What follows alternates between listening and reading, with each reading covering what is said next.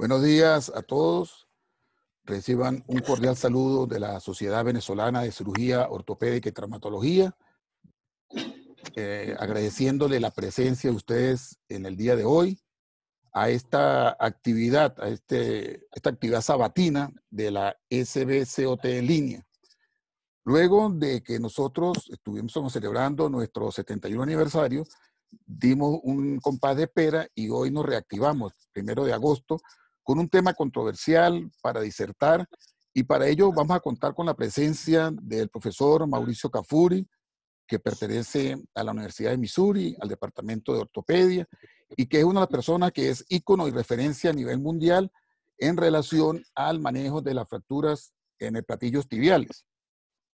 Adicionalmente a eso, vamos a contar con la presencia del doctor Rolando Useche, que es el coordinador del Comité de Fracturas de nuestra sociedad y que nos va a colaborar también en esta actividad.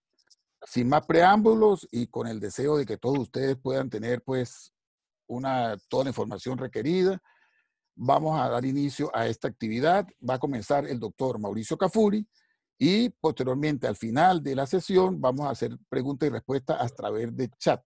Entonces, por favor, tengan la paciencia requerida y vamos a presentar posteriormente también un caso clínico. Bienvenidos en nombre de la Sociedad Venezolana de Cirugía Ortopédica y Traumatología, doctor Mauricio Cafuri, un placer tenerlo con nosotros, un honor. Y amigo, los micrófonos y la audiencia es suya. Muchas gracias, Reni. Muchas gracias a la Sociedad Venezolana de Ortopedia y Traumatología. Para mí es un gusto muy grande estar con ustedes todos y estoy muy contento de estar acá. Y espero entonces poder compartir con ustedes un poco lo que yo he aprendido en los platillos tibiales. ¿Ustedes tienen mi pantalla ahora? Sí, Sí, sí, señor. Perfecto. Entonces seguimos. Yo quisiera decir que tengo mucho cariño por los amigos de Venezuela y estuve en Venezuela algunas veces más y ahí aprendí muchas cosas, incluso bastante español y muchos chistes con Reni y con Ramiro Morales también, y espero que todos estén bien. Un abrazo fuerte a todos los amigos antes que yo empiece esta presentación. Mira, yo voy a hablar un poco de un tema de pasión que es la fractura del platillo tibial. Para esta presentación, yo no tengo ningún conflicto de interés. El único punto que tengo que presentar es que soy un faculty de trauma hace como tal vez más de 20 años y empecé en 1995 como un miembro faculty de trauma. Y para mí es un honor y por cuenta de la O yo tuve la oportunidad de estar en todos estos sitios en Latinoamérica, conociendo a gente, aprendiendo de ustedes. Y esto yo creo es la principal razón por la cual yo tengo la oportunidad de estar acá hoy con todos.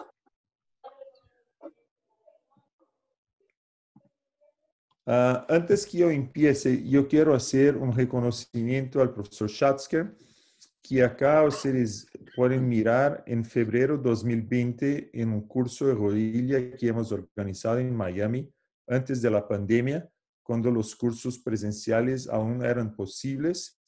Y esta es una de sus presentaciones con el tema de la fractura de los platillos tibiales y la realidad que él tenía en los años de 1970.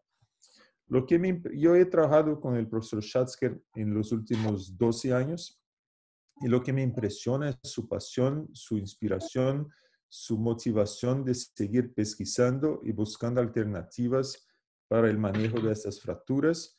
Y yo tengo el privilegio de estar con él y nosotros tenemos la oportunidad de hacer FaceTime casi todas las semanas para revisar temas y artículos y cosas que estamos trabajando en conjunto.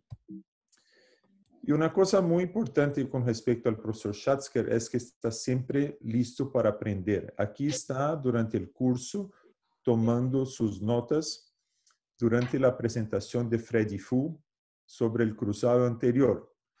Entonces, ese es el espíritu del profesor Schatzker, una persona que está siempre lista a aprender. Y yo creo que esa es la manera de se mantener joven y de se mantener siempre muy actual.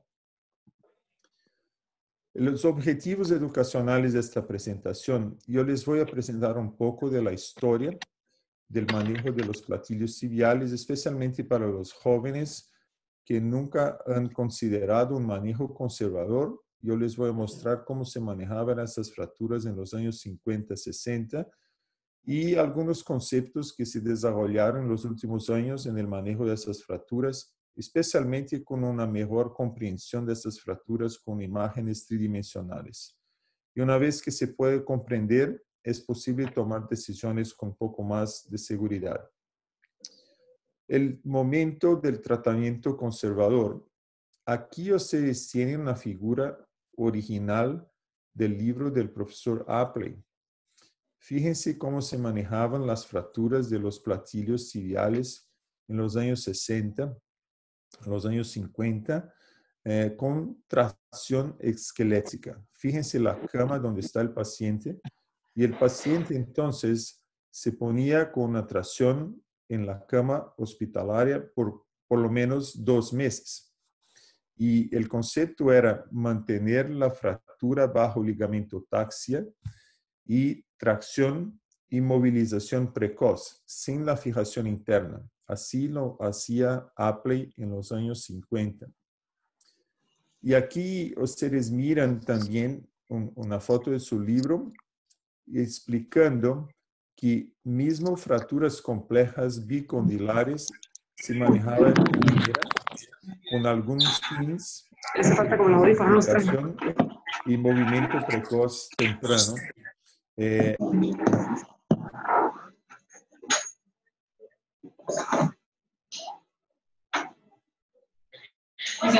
Entonces, con ese lazo, como ese gorro de lazo, me siento demasiado bonita. Yo creo que si ustedes pueden...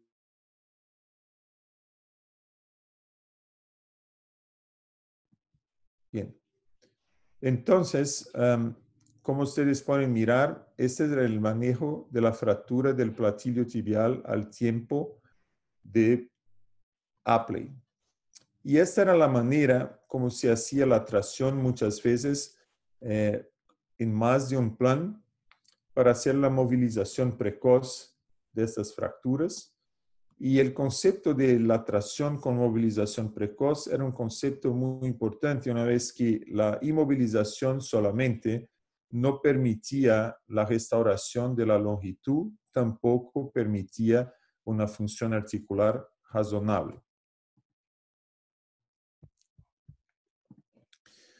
Y aquí ustedes pueden mirar que el concepto era tener la rodilla posible de flexión, entonces tenían almohadillas por abajo del muslo para permitir entonces una tracción bipodal con un pin muchas veces en el fémur, el otro pin en la tibia, y de esta manera conseguir una tracción de muy buena calidad con movilización precoz de la articulación.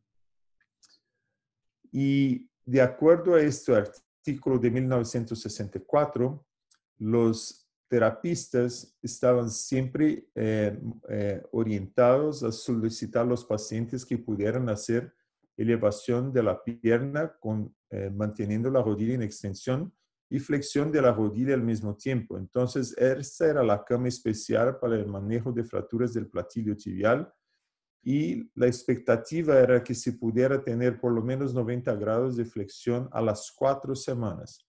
Ahora, fíjense estar en el hospital por 4 semanas de esta manera, con esta tracción, la molestia que eso debería ser a los pacientes y también al equipo que lo manejaba.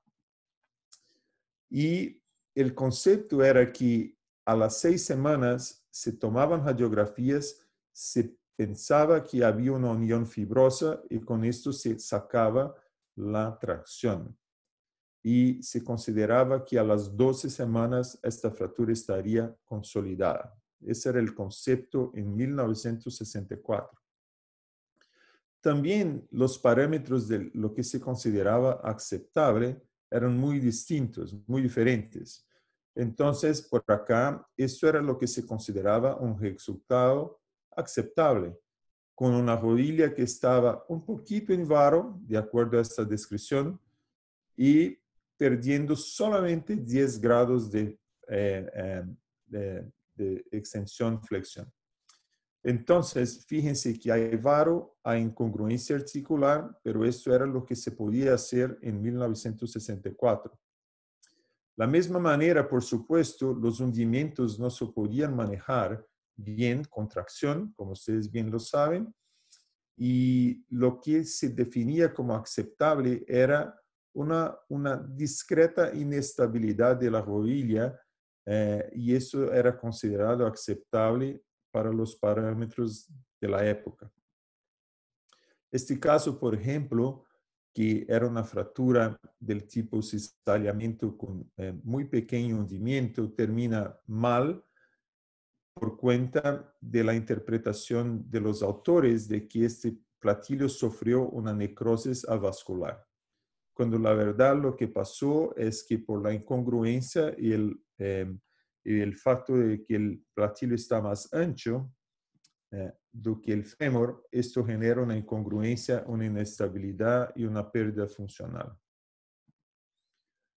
De acuerdo con Luke, en los años 50, en su manuscrito muy clásico, él consideraba que los resultados de este tipo de manejo eran muy mejores de que la reducción anatómica de la cirugía, y que este manejo conservador ofrecería entonces una mejor función, y que ese era el concepto que Luke lo tenía en 1956, que sería mucho mejor manejar así do que intentar hacer una reducción anatómica y una fijación interna.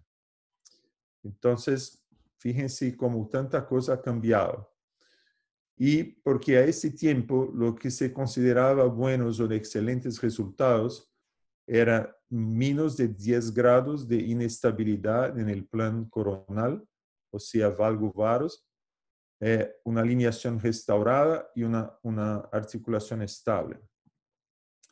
Y el mensaje entonces es que el platillo tibial para estos autores puede aceptar algunos pequeños hundimientos en la articulación una vez que la articulación esté estable y muy bien alineada.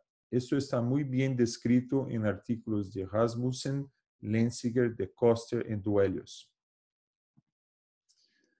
Entonces, el primer mensaje de esta presentación es que la evidencia es muy basada en el conocimiento que se tiene a un dado momento, y es basada también en los valores existentes en la sociedad en aquel dado momento.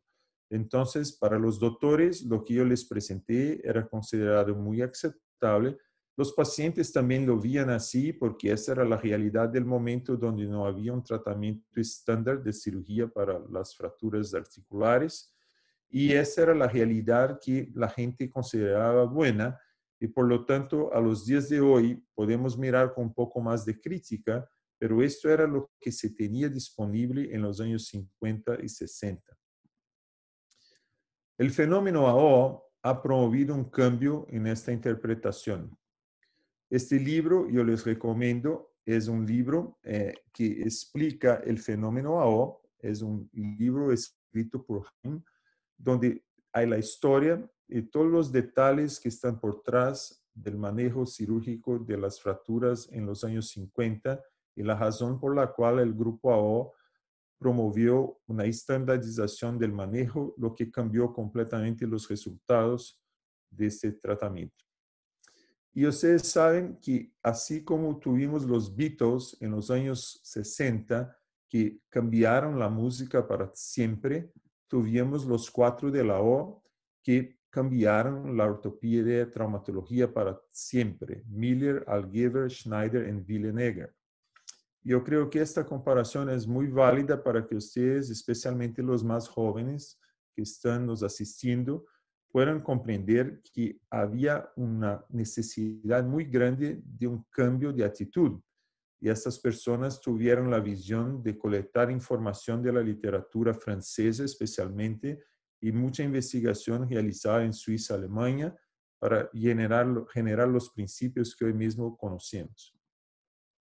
Los principios que son, para las fracturas articulares, una reducción anatómica, una fijación estable, rígida, de acuerdo a los conceptos iniciales, con estabilidad absoluta, con una preservación de la vascularidad y con la movilidad precoz de la articulación. Y el grupo AO, más que todo, nos enseñó que es fundamental tener la planeación, que mejor do que buscar la cirugía del paciente, de intentar imaginar al momento de la cirugía qué tornillo se va a necesitar, qué placa se va a utilizar.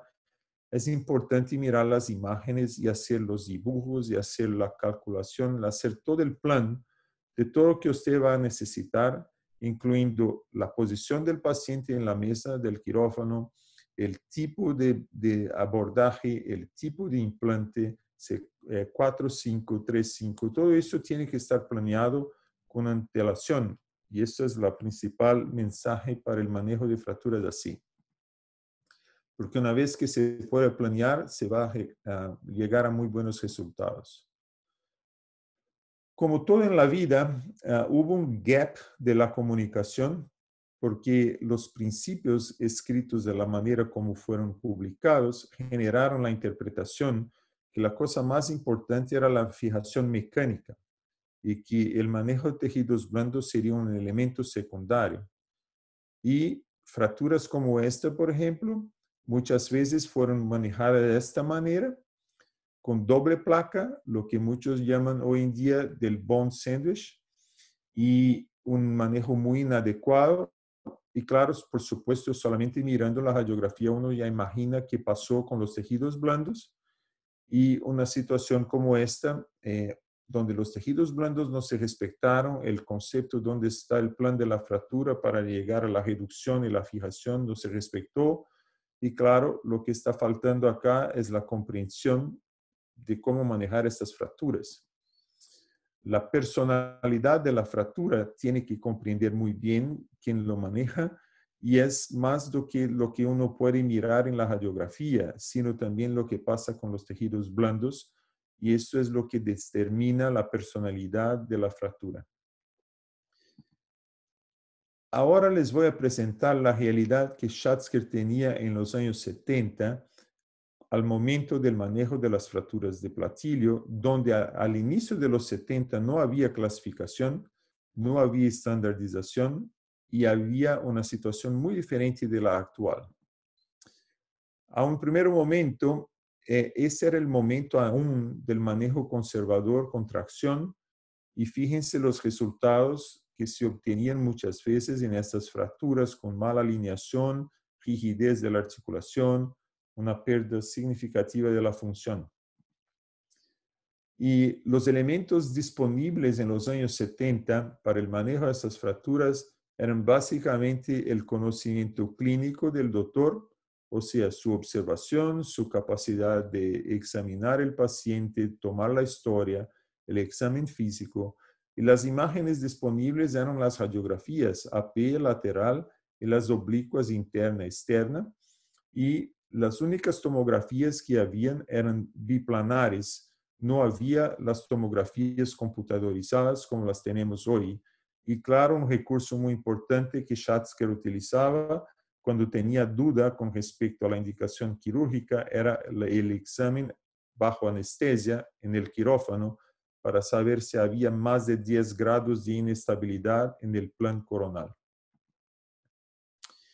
Y esa era la mesa de cirugía que tenían en los años 70. Fíjense los instrumentos del quirófano que habían a este momento.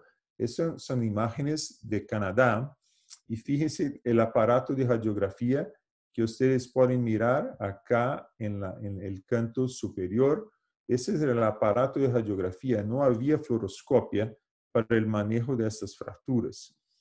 Y en Norteamérica, de acuerdo con Schatzker, la única cosa disponible era el set de la O de iniciantes, o sea, el 3545, nada más.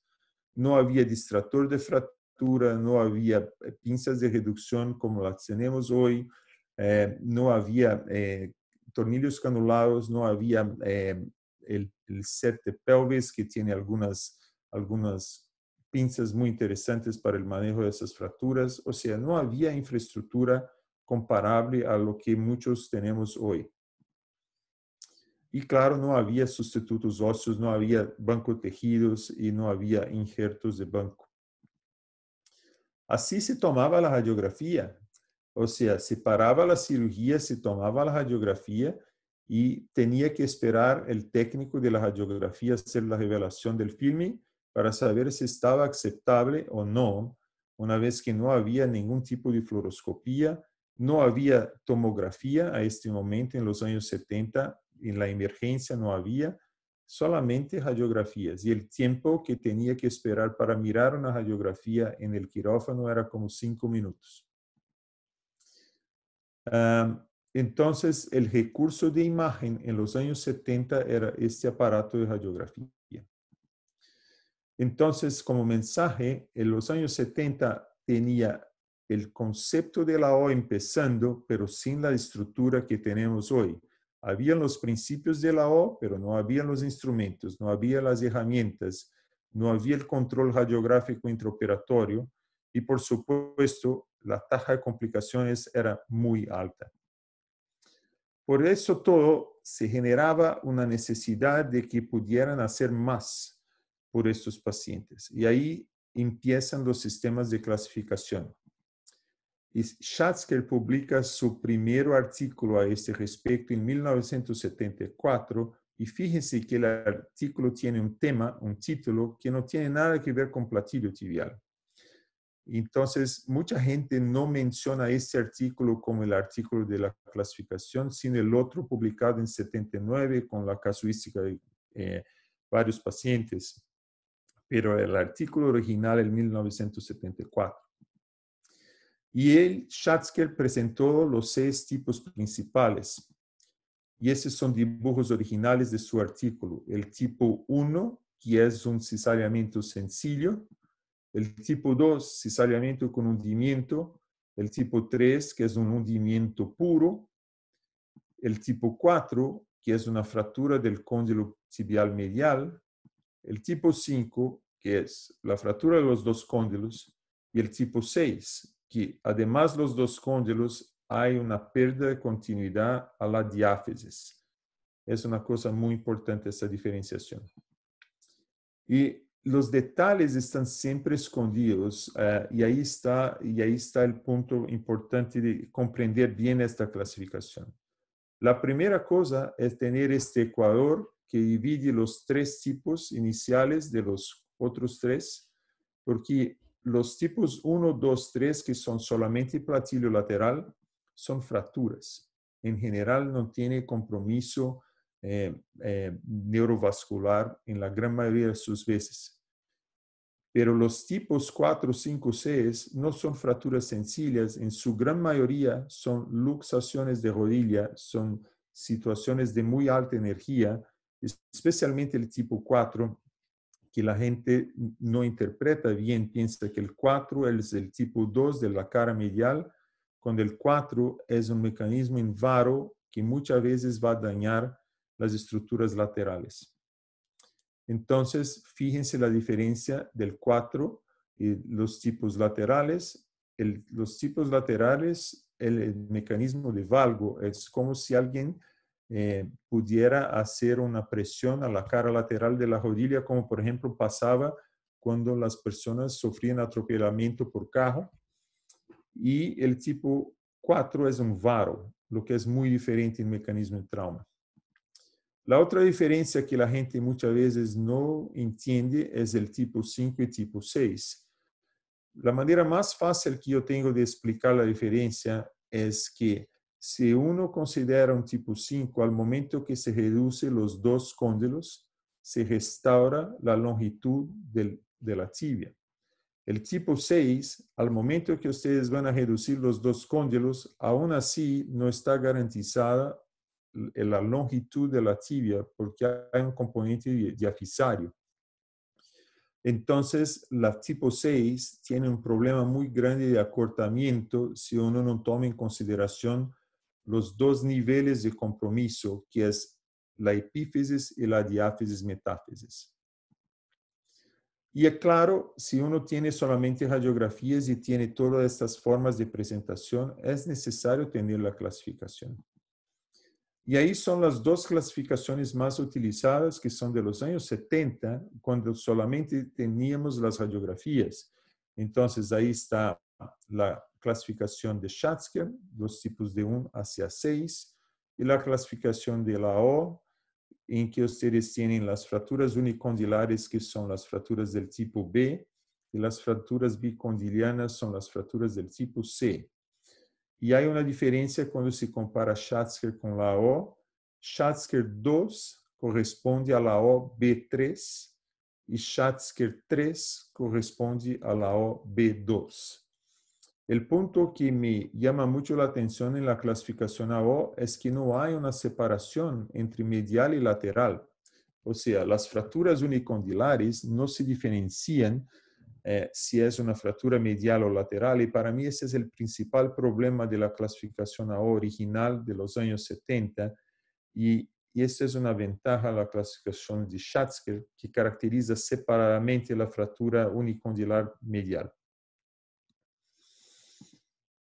Y claro, ese fue el caso que empezó todo el proceso de mi comunicación con Joe Schatzker. Ese es un paciente que yo operé en 2006-2007 y tenía esta fractura.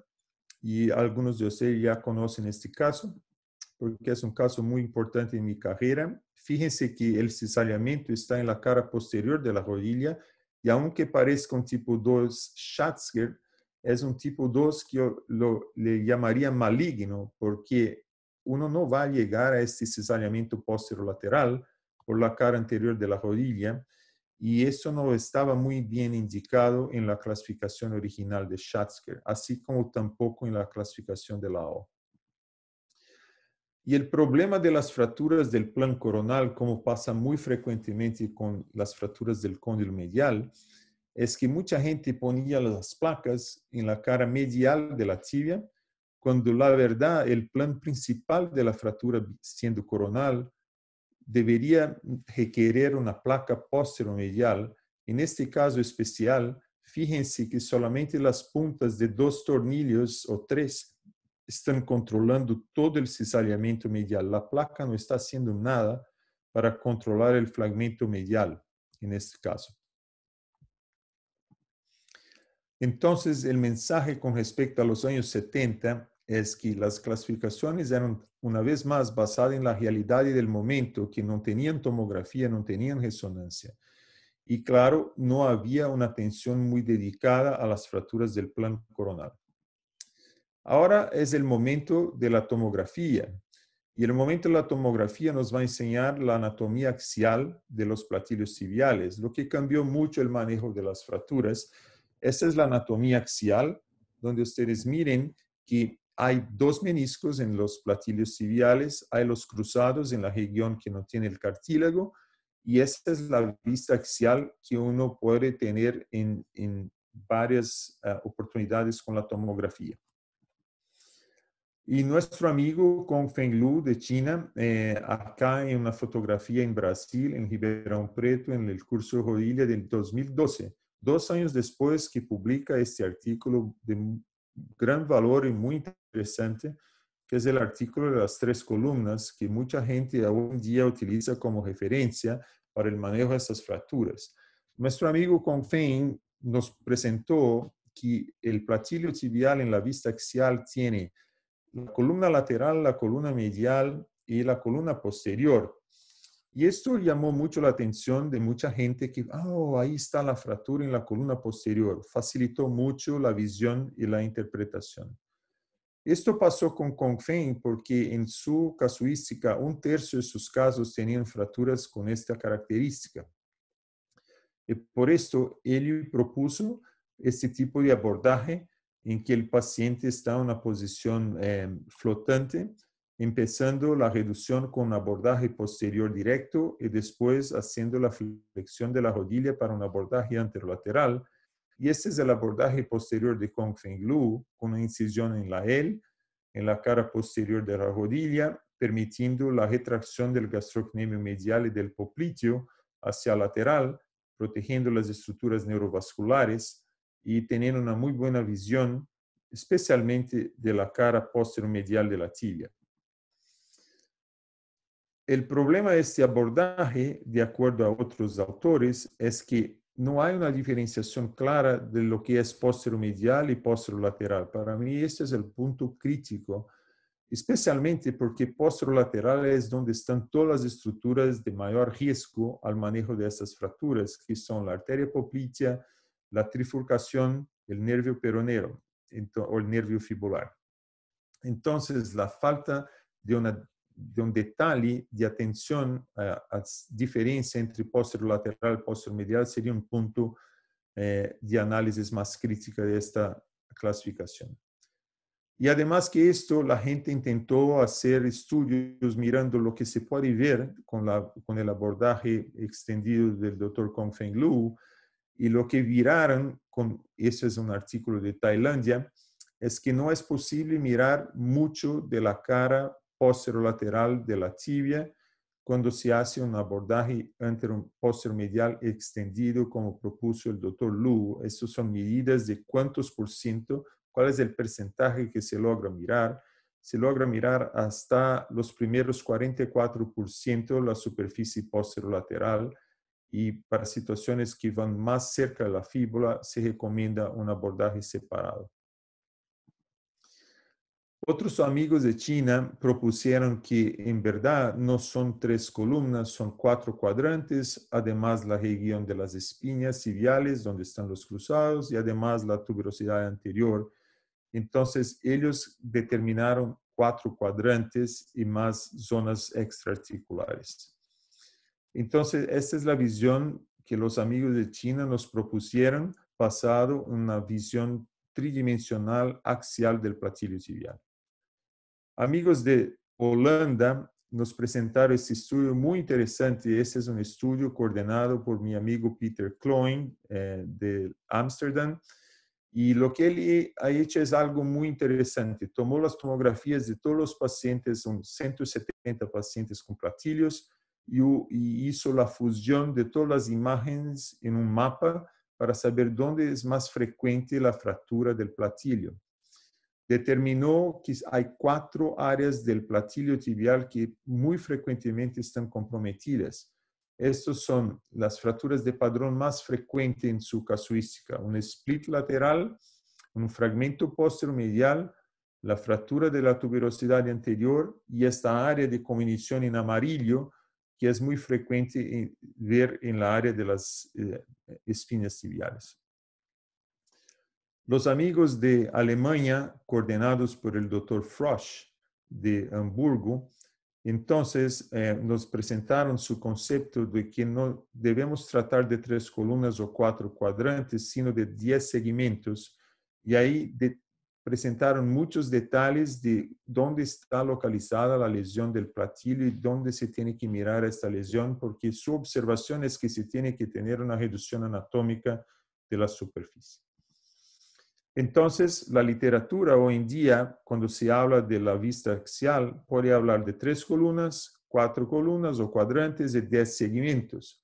Pero yo pensaba que aunque sean muy interesantes estos artículos, ellos no traducen mecanismo de trauma exactamente, no traducen toma de decisiones, bajo mi interpretación. Entonces, yo soy muy agradecido a esta oportunidad de aprender de estos amigos que presentaron sus observaciones sobre la vista axial, pero yo estaba aún buscando algo más. Y ahí fue que empezamos un trabajo con Schatzker en 2008, hace 12 años, revisitando su clasificación de una manera tridimensional.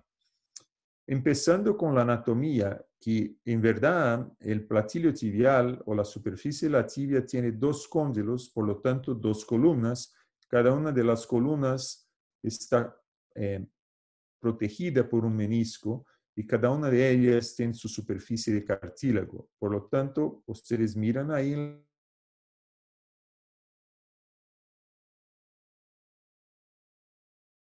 la anatomía, son 2 columnas.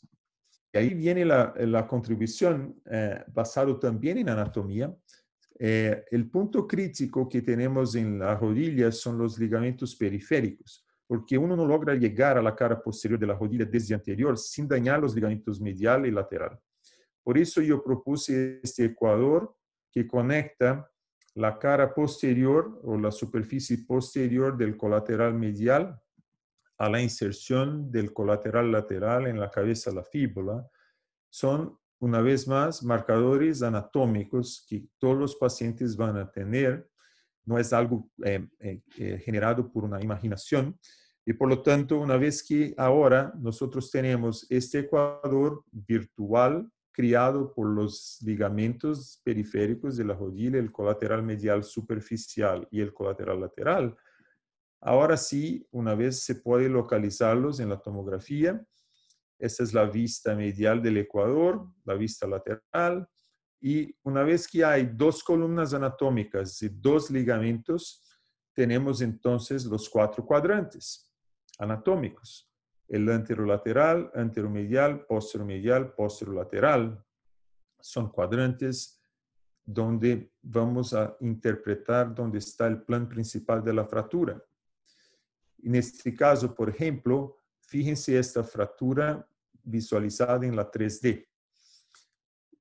Ahí está la fractura y toda fractura de platillo como concepto es una cuña.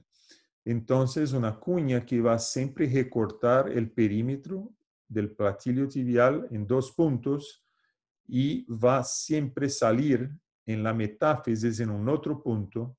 Y ustedes saben que 3 puntos determinan un plan.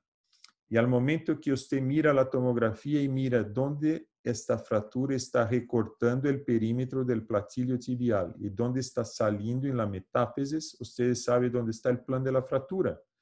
En este caso, por ejemplo, en este ejemplo de un tipo 4 posterior, está cortando el perímetro posteriormente al ecuador, está saliendo posteriormente al ecuador, por lo tanto es completamente posterior esta fractura, el plan está en rojo, completamente posterior al ecuador. ¿Y por qué esto es importante reconocer? Porque ahí está el punto de inestabilidad de esta fractura. Claro, hay más de un plan de fractura en fracturas de comminución y muchas veces una columna o un cuadrante puede tener más de un plan de fractura, más de una cuña, de acuerdo a la energía del trauma.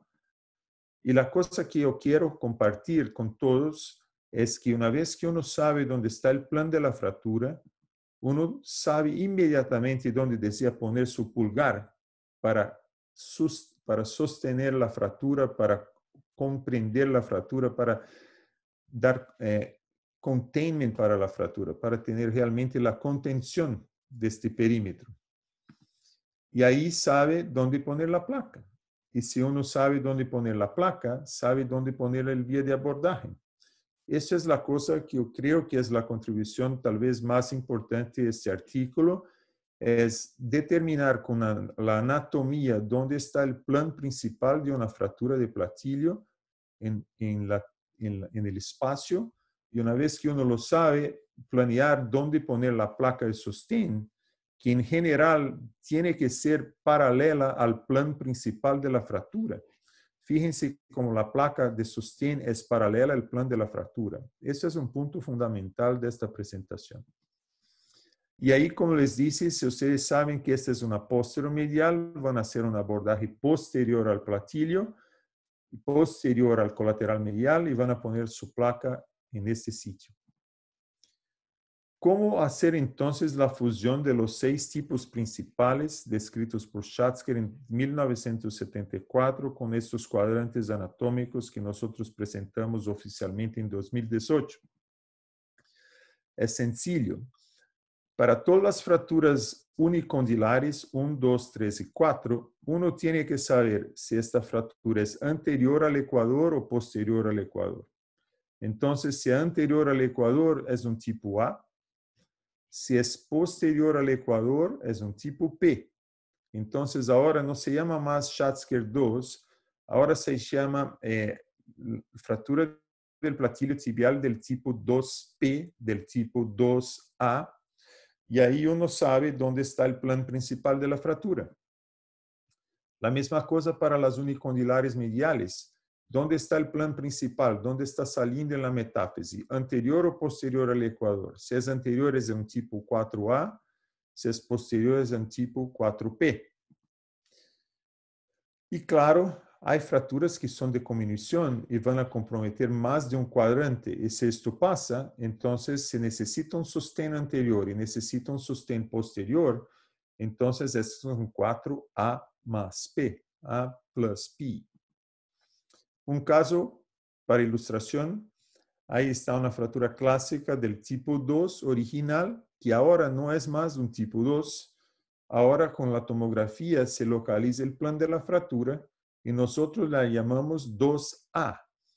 2A nos da la indicación que esta fractura necesita un abordaje anterolateral para tener una placa de sostén anterolateral, paralela al plan principal de la fractura de cesariamiento. Con los tipos bicondilares hay una necesidad de un ejercicio un poco más detenido y hay que mirar con atención cuáles son los cuadrantes de cada columna que están comprometidos. Esto es una cosa de mirar cada columna y decir si esta columna está anterior, posterior o anterior y posterior. Como en este caso, una paciente de 25 años, fíjense como una tipo 6, completa disociación de la diáfisis y disociación de los dos cóndilos. Y fíjense que eso no es una fractura, eso es una luxación en valgo. Fíjense esta radiografía mostrando el desplazamiento de la rodilla. Y fíjense el grado de la comunión. Entonces, esta es la tomografía. Y ahí con la 3D facilita mucho mirar los planes de la fractura. Y fíjense que está principalmente anterolateral, posteromedial.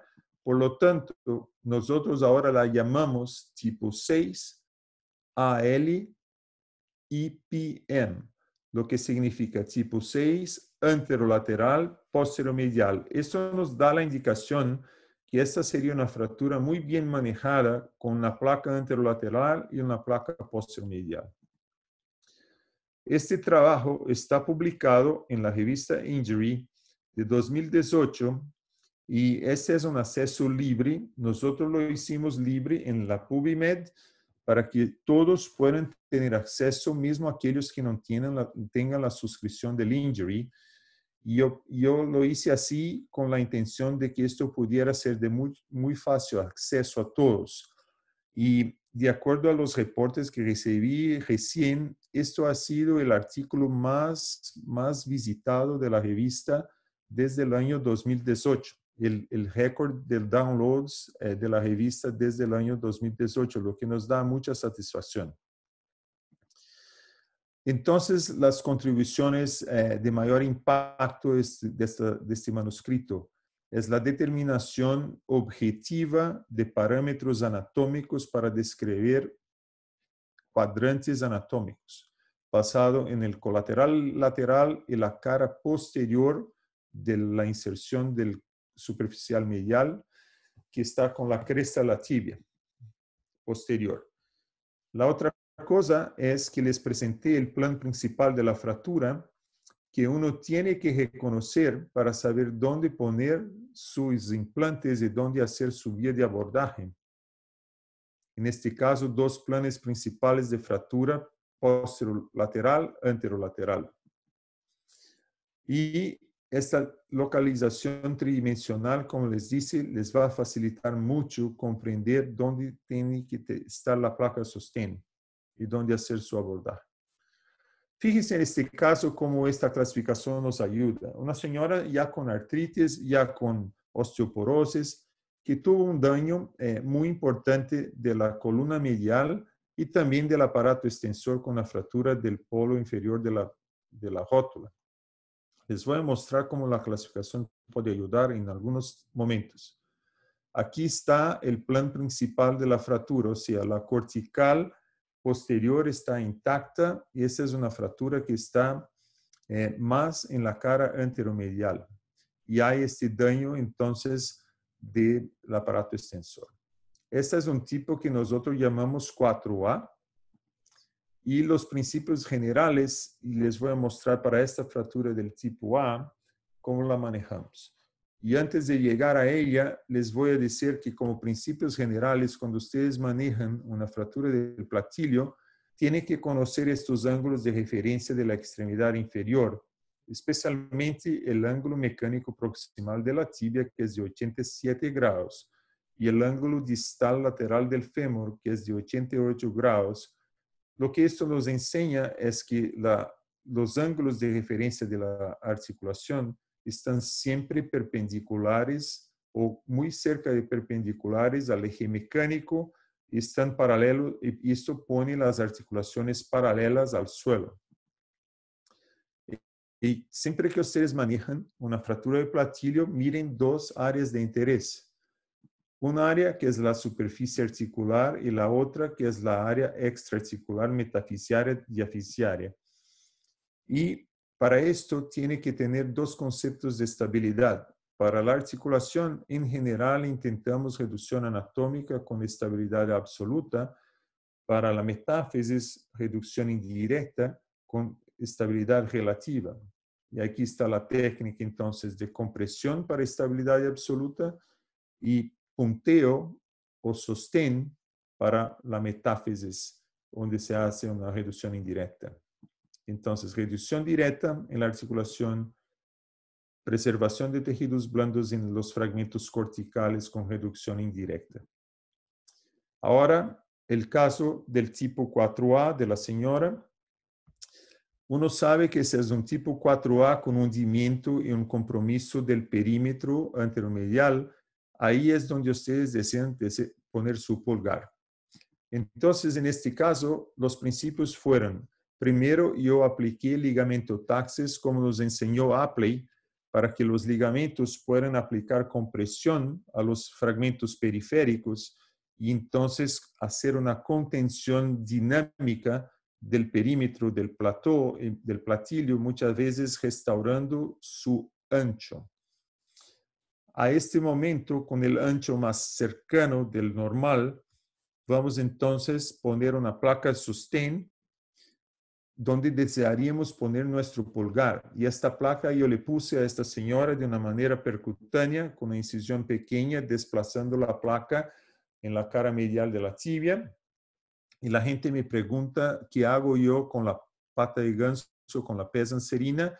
Yo, en verdad, yo no me preocupo con la pez. Mucha gente le va a levantar, va a poner la placa por abajo de la pies, o entonces va a sacar la pez. Yo no me importo con esto porque yo pienso que todo esto va a causar incluso más daño y más dolor. Yo pongo la placa por sobre esto para hacerlo más sencillo y hacer la mínima desvitalización del fragmento óseo. Entonces, con la placa ahí, donde yo quisiera mi pulgar, ahora, con la incisión anterior para el reparo del aparato extensor, yo hago una ventana en la cara anterolateral de la tibia y voy entonces a jalar la área de depresión. Y este es el resultado, haciendo esto sin abrir la articulación, solamente con control fluoroscópico, y algunas veces yo he hecho esto también con artroscopia para mirar la superficie de la articulación. Y ahí una vez, y fíjense cómo hay distracción de la articulación, porque mi distractor de fractura sigue en posición. Y ahí una vez que la fractura está reducida con injerto, ahí hay injerto, ahí voy a poner los otros tornillos finales y ahí voy entonces a sacar el ligamento taxis y al finalmente voy a hacer la reparación del aparato extensor. En este caso lo hice con algunas áncoras, pero hoy en día hago con la otra técnica de sutura transósea porque en osteoporótico estas áncoras muchas veces no tienen muy buen resultado. Ahora hablemos de tejidos blandos. Fíjense, la clasificación nos ayuda a conocer que si hay fracturas de luxación, hay daño de tejidos blandos más grande en las fracturas 4, 5 y 6.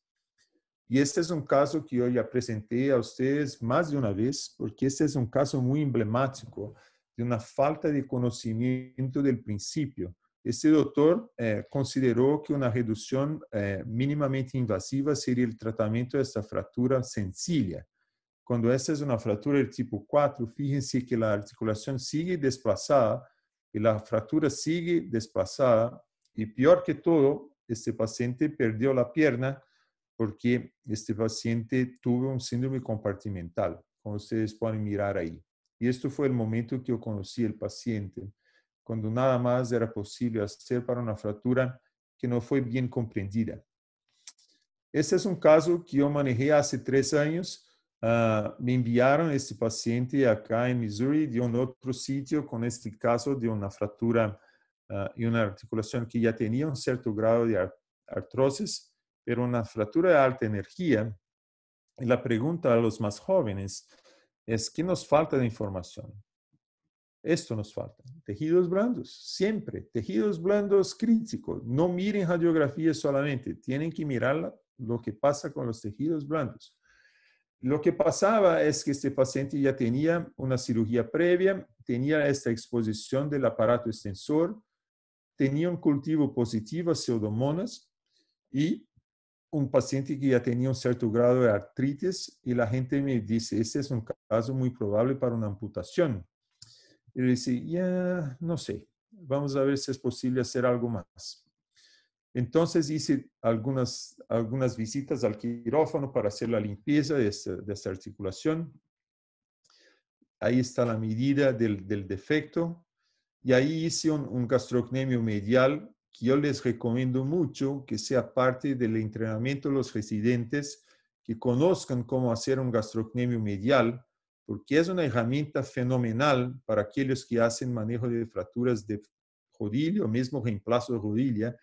Esa es una cirugía relativamente sencilla, y a gente que hace mucha cosa compleja, esto es una cirugía muy fácil.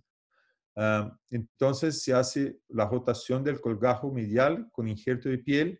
Aquí está el paciente a las 3 semanas y aquí está el paciente moviendo su pie, y ustedes miren cómo el gastrocnemio sigue funcional.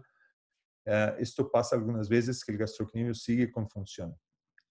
Aquí el resultado, que aunque no sea perfecto en la radiografía, este paciente tiene la pierna, la infección está curada, él está muy contento y no tiene dolor.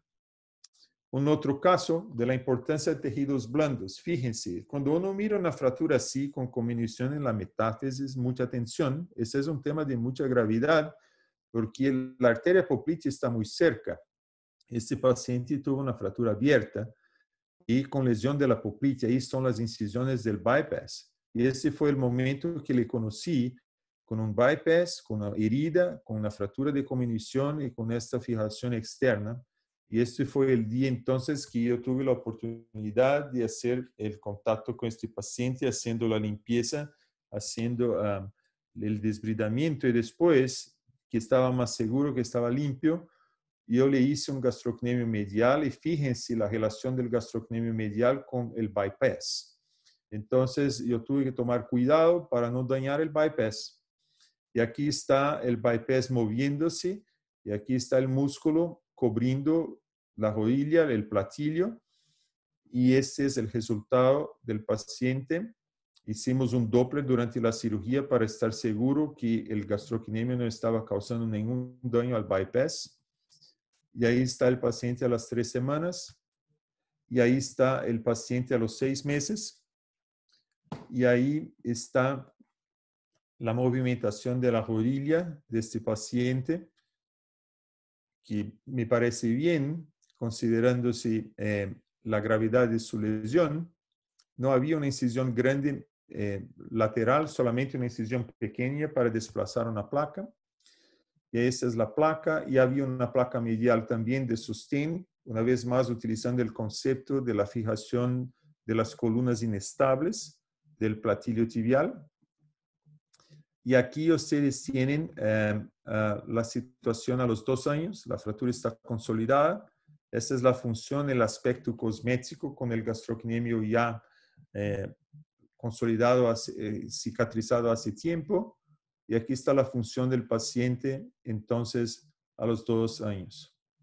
Sin infección, sin dolor. Esto es para les enseñar la importancia de tejidos blandos en el manejo del platillo tibial. Pero si nos falta, y ahora estoy terminando, si nos falta el conocimiento de los principios, nos va a fallar el manejo. Y ahí está la situación de una señora de 50 años que se manejó conservadoramente y resultó esta inclinación del platillo medial por una mala unión. Y claro, esa es una técnica que aprendí del doctor René Marty, que es un fenómeno en términos del manejo de las no uniones, y me enseñó que para estos casos de una angulación unicompartimental se puede hacer una osteotomía unicompartimental.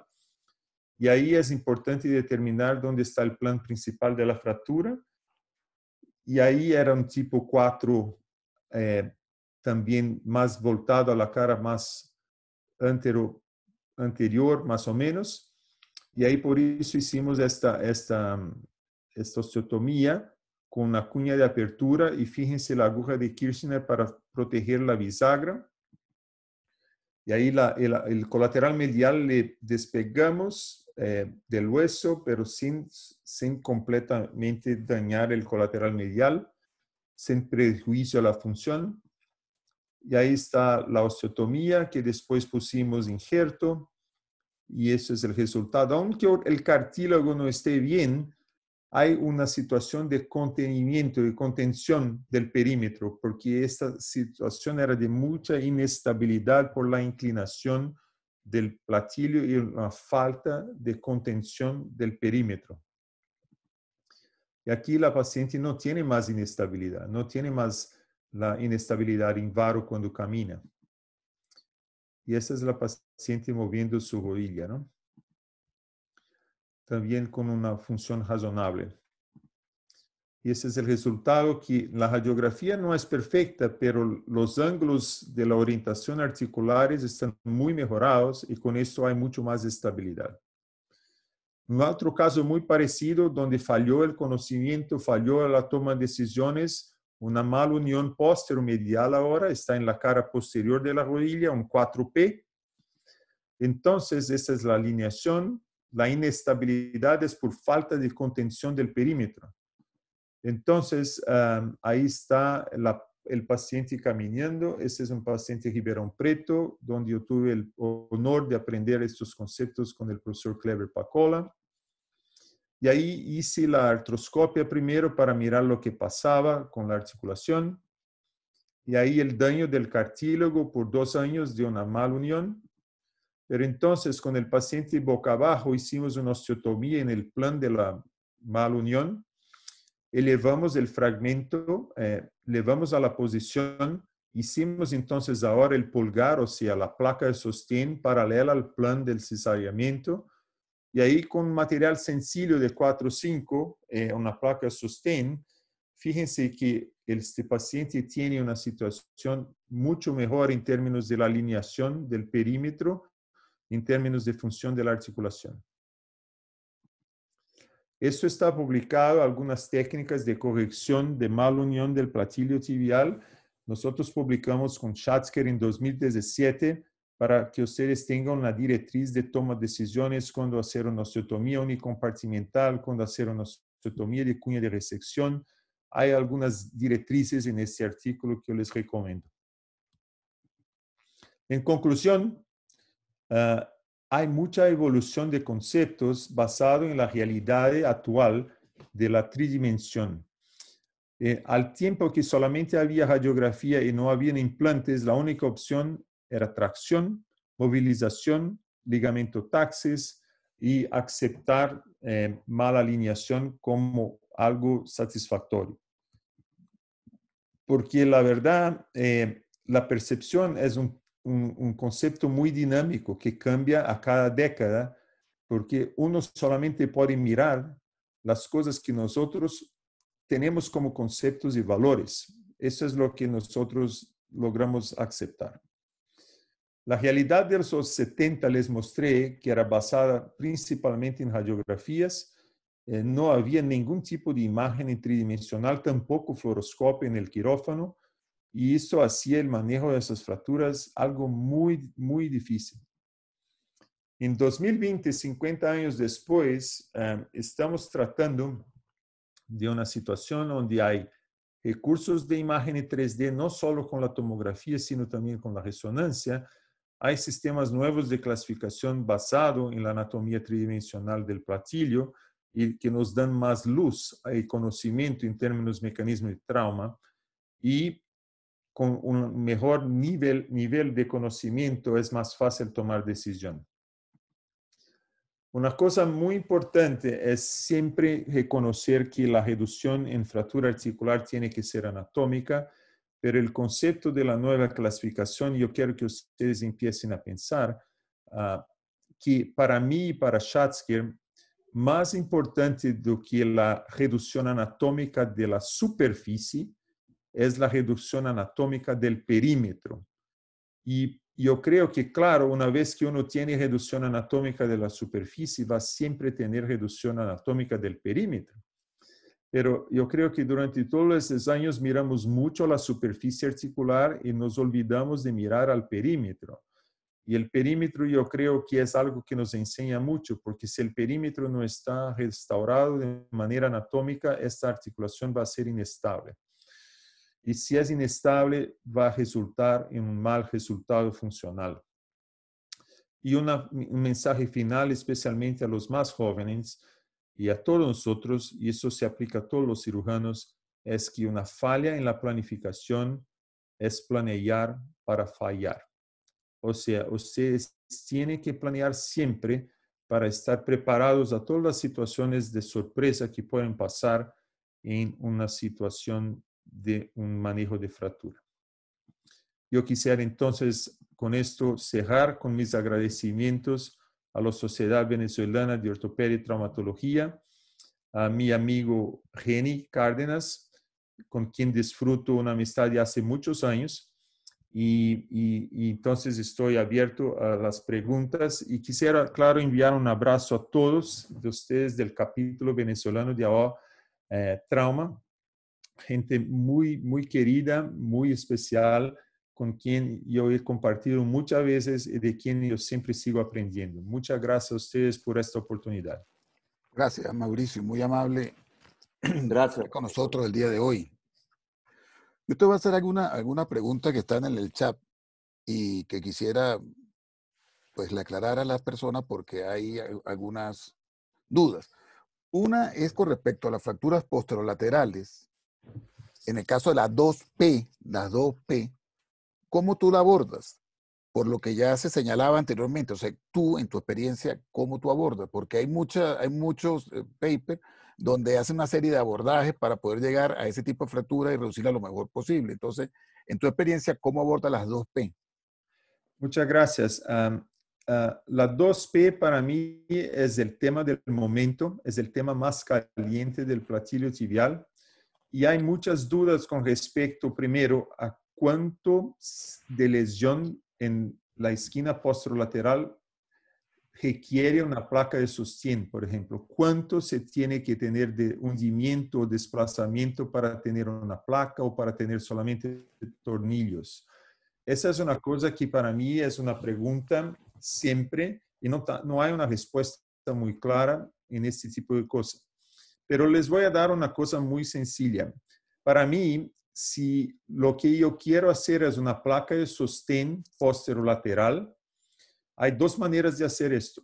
Una es el abordaje de Coulson con el paciente boca abajo y a un abordaje directo lateral que va a ser entonces directo al platillo lateral, y ahí tiene que mirar el nervio fibular, tiene que dar un reparo en el nervio fibular, tiene que mover el sóleo, mover el gastrocnemio lateral, y ahí se va directo a la cara lateral.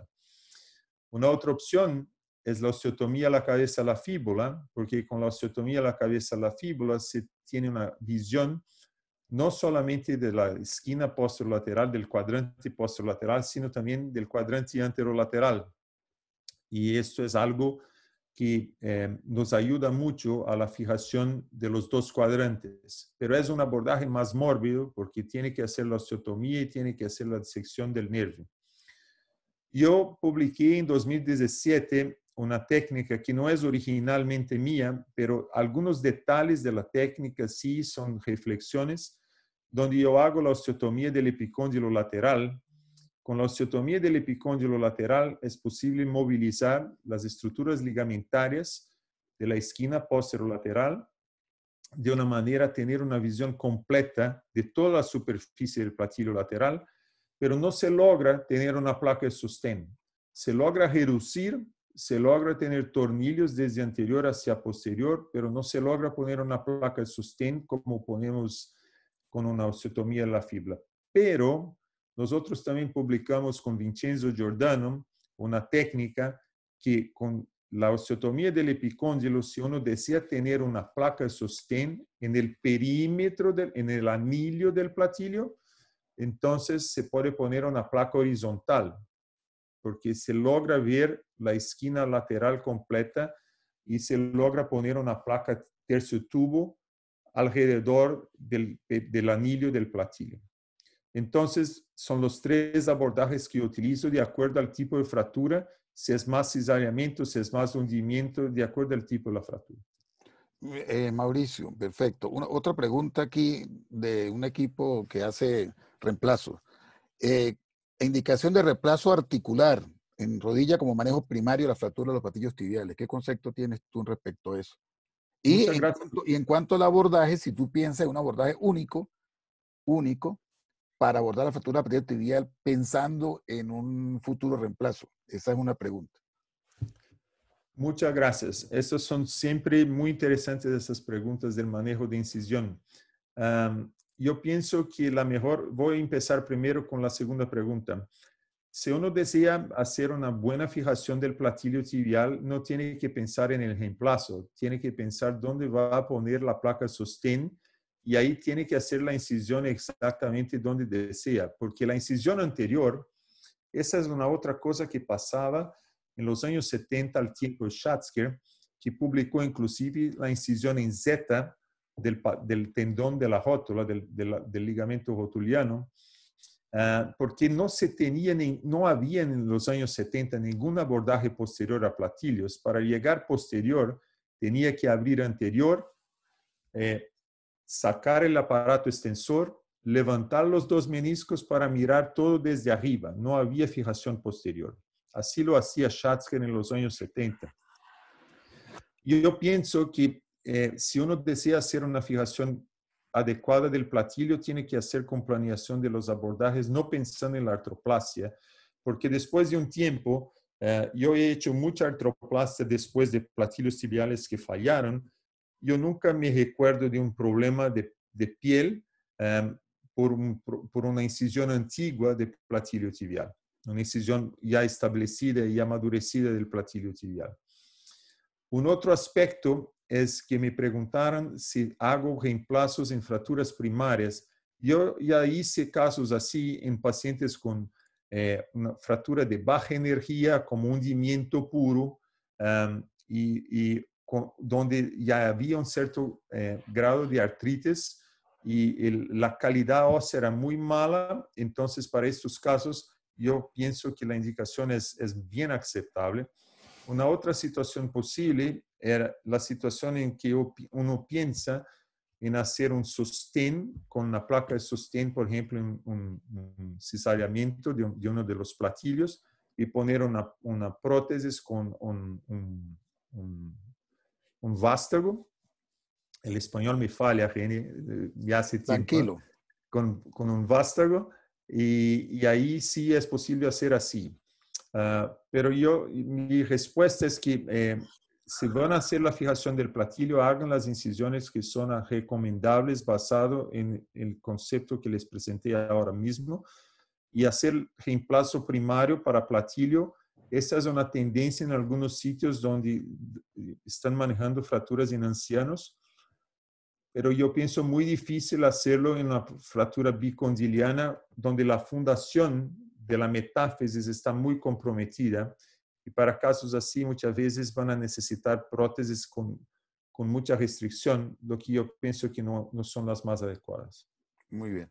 Mauricio, mandan saludos muchos compañeros de Latinoamérica, entre esos voy a leer algunos pocos que están aquí rápidamente: Jaime Quintero, José Eduardo Quintero, William Belangero y Darien Roa, por ahí anda un grupo de gente pero no he podido leerlos a todos. Te mandan saludos. Pregunta el doctor Belangero. Primero te felicita y le gustaría preguntar con relación a lesiones de meniscos y ligamentos. ¿Cómo y cuándo lo evalúas, lo reparas? Es importante la resonancia magnética.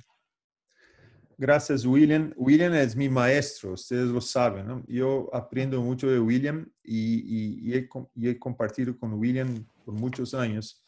La manera como nosotros hacemos protocolo en Missouri es que todas las fracturas de platillo tibial tienen resonancia magnética. Tenemos esta facilidad que yo no tenía antes. Entonces, para todos los casos hay resonancia. Y la resonancia nos ayuda a saber qué padrón, qué tipo de lesión de menisco estamos a manejar y cuál es el tipo de lesión de ligamentos. Muchas veces esto no significa que vamos a manejar todas estas lesiones a un tiempo único, pero conocerlas desde el momento inicial y conocer que muchas fallas de platillo tibial son asociadas a la falta de reconocimiento de una inestabilidad ligamentaria que no fue diagnosticada a un momento inicial. Ahí está el punto que yo creo que la resonancia nos facilita con el plan. Yo, por ejemplo, las fracturas de platillo lateral muy frecuentemente tienen lesión del menisco lateral y a mí me gusta reparar este menisco siempre, mismo que el menisco esté muy dañado. Yo hago siempre al mismo tiempo que hago la fijación del platillo lateral con suturas utilizando Etibond o utilizando algún otro material de sutura no absorbible una vez que ya tengo la exposición de la fractura. Las lesiones ligamentarias cuando son avulsiones óseas, yo hago siempre que posible, siempre que tengo acceso al fragmento, le voy a hacer la reinserción ósea con suturas. El problema grande, yo creo, son las lesiones en la sustancia del ligamento, que no son tan sencillas, y ahí para un segundo tiempo, a un momento que la fractura ya tenga una curación, vamos a buscar una reconstrucción del ligamento. Es muy frecuente mirar esto, especialmente en las fracturas de luxación, pero les voy a decir también que en fracturas de luxación y en algunos casos nosotros hemos utilizado, además este recurso de la fijación interna, ha habido casos en que utilizamos estos fijadores externos que permiten movilización de la rodilla, que son los compass hinge. Yo ya utilicé algunas veces para casos de mucha inestabilidad, donde hicimos la fijación de la superficie, hicimos la colocación de estos fijadores hasta poder lograr una condición de tejidos blandos más adecuada y volver a la fijación interna. Doctor Useche, una pregunta. Profesor Cafuri, aquí tenemos una pregunta en cuanto a una fractura Schatzker 4 con extensión larga hacia la diáfisis con compromiso de la pared posterolateral. ¿Cuál es la posición del paciente y cuál es la secuencia de fijación que utiliza? Gracias. Bien. Ese es otro tema muy difícil. La fractura 4, si ustedes se recuerdan la diapositiva original de Schatzker, mostraba un fragmento pequeño medial que no cruza la línea media, ¿no? Y la mayoría de las tipo 4 que yo miro son fracturas que comprometen las espinas tibiales y tienen esa extensión posterolateral que usted menciona. La gran mayoría de estas fracturas tienen este comportamiento. Lo que para mí, utilizando la nueva clasificación, lo que yo busco hacer es más o menos así. Yo intento hacer la reducción del fragmento principal, que es el fragmento periférico, con una placa de sostén y intento a un mismo momento utilizar el plan de la fractura para llegar al área del hundimiento posterolateral. Si esta es una fractura completamente posterior, yo voy a tener el paciente boca abajo y voy con el abordaje directo posteromedial y me voy a intentar levantar este fragmento posterolateral desde atrás por la fractura. Yo tengo casos que les puedo mostrar. Algunas veces no es posible porque hay mucha combinación. Entonces, algunas veces hemos hecho doble abordaje, o sea, abordaje posteromedial, abordaje posterolateral para mirar este área de hundimiento. Pero en general son pequeños y en general no van a generar un daño de estabilidad tan grande así, y muchas veces están muy cerca del área de las espinas, entonces no están muchas veces en el área de carga del platillo lateral. Cuando se extiende mucho al área de carga del platillo lateral, entonces, este caso vamos a hacer una situación en que se va a poner el paciente con la placa posteromedial, y el doctor Eric Johnson y Cherny publicaron un abordaje donde hacen la osteotomía del tubérculo de Gerdy, y entonces logran mirar el platillo tibial lateral desde anterior, el área de hundimiento para poner injerto desde anterolateral, y ahí van a cerrar el Gerdy para corregir esto con una placa anterior. Entonces, yo no tengo experiencia con este abordaje de Cherny Johnson, pero yo hablé con él en febrero y estábamos pensando en hacer una serie de publicaciones con este tema de esta fractura que se extiende hacia lateral, y porque el padrón del compromiso lateral va a ser muy, muy variable. Puede ser desde muy pequeño hasta un compromiso grande lateral que va a necesitar un abordaje lateral, como si fuera una fractura del platillo lateral o una fractura bicondiliana. No sé si te respondí de una manera clara, Rolando. Sí, sí, profesor, excelente. Profesor, el uso de la isquemia, ¿Perdón? el uso de la isquemia para las fracturas agudas de meseta tibial. Yo no utilizo isquemia para casi nada. Exacto. Ni para mis reemplazos de rodilla. Ni para artroscopias más. Es muy difícil utilizar isquemia en cualquier cirugía que yo hago. El único momento que le digo que es estándar utilizar isquemia en mi práctica es cuando voy a hacer la cimentación de un reemplazo. Ese es el único momento en que ahí voy a limpiar la articulación, poner la isquemia por algunos minutos solamente para cimentar los componentes del reemplazo, y ahí voy a sacarlo. Muy difícil utilizar isquemia. Orlando, otra pregunta. Profesor, aquí hay una pregunta. Le dice de las depresiones del cartílago, si considera sobre levantar este cartílago, ¿qué opina de este concepto, si es aplicable? ¿Qué opina de la placa corona, hacer la fijación con múltiples pines o tornillos de pequeños fragmentos, como principio de rafting? Y el sobrelevantamiento. ¿Qué opina de ese concepto, profesor? Yo creo que tal vez estén hablando de la placa horizontal, ¿no? Sí. Esta placa que va a poner los tornillos paralelos. Yo creo que es un concepto muy interesante. A mí me gusta el concepto de la placa horizontal, como les dice, porque lo que está por detrás de ese concepto es la restauración de la contención del anillo, más do que todo es la contención del anillo. Y claro, es una manera muy elegante de poner los tornillos para hacer el sostén del área de hundimiento. Aunque los artículos iniciales que recibimos de los años iniciales hablaban de injerto óseo para hacer sostén de los fragmentos osteocondrales como una técnica biológica. Y una cosa que Schatzker me enseñó también es que hay que tomar cuidado con el tamaño del tornillo y la proximidad del cartílago, porque hay estudios que Schatzker hizo en los años, en los años 70, donde ponía cemento en fallas metafisiarias de fracturas de platillo en animales, y lo que miraron después con histología era que había condrólisis, o sea, había la muerte del condrocito por una rigidez extrema de la región subcondral. O sea, la región subcondral no debe ser muy rígida, o sea, los tornillos no pueden ser 4, 5, 6, 5 en esta región.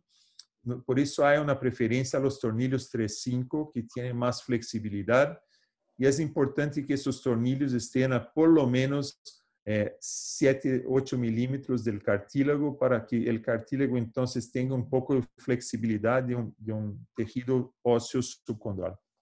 Perfecto. ¿Algún comentario adicional, profesor, respecto al apoyo después de la cirugía Sí. Yo siempre digo a los pacientes que mi protocolo es que pueden tocar el suelo con el peso de la pierna, pero no con el peso del cuerpo. O sea, si mi fijación es estable, van a tocar la pierna con el pie plantígrado, no con la punta de los dedos, con el pie plantígrado, el peso de la pierna, para descargar el peso de la pierna de una manera que va a relajar la cadera, porque al otro momento la gente empieza a tener dolor en la cadera, dolor en la columna, porque está saltando y pueden caer también, ¿no? Yo ya vi casos de gente que estaba intentando no utilizar la pierna. Cuando hay mucho hundimiento, y yo utilicé mucho injerto, y el paciente es más largo, más pesado, a esta gente muchas veces yo no les dejo tocar por el deseo del peso corporal. Yo he operado a algunos pacientes más recientemente que tienen índice de masa superior a 40 y son pacientes muchas veces muy pesados, y con estos algunas veces yo prefiero no tocar el suelo por las primeras 6 semanas. Pero al revés, si la fijación es estable y si el paciente es un paciente que es, ¿cómo se dice esto? Compliant, ahí voy a decir, bien, puede tocar el pie desde el inicio. Desea, Y no les voy a poner braces durante el momento que están caminando, pero voy siempre poner una inmovilización en la rodilla para que puedan dormir con la rodilla en extensión.